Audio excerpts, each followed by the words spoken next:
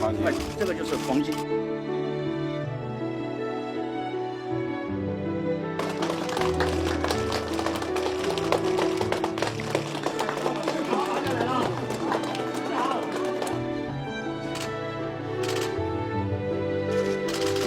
这个也是，这是这里你有几亩地啊？有5、6亩了。哎，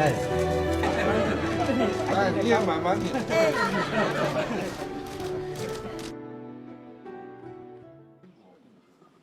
我来这里看看大家，专门来这里。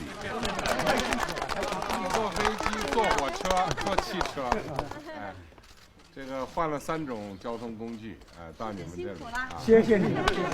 扶贫呢，是我心里的一件最重要的事情之一。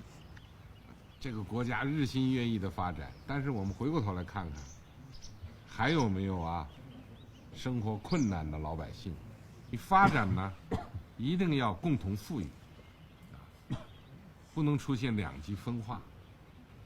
到你这儿来的目的是看看2不愁3保障，真正是不是能落实？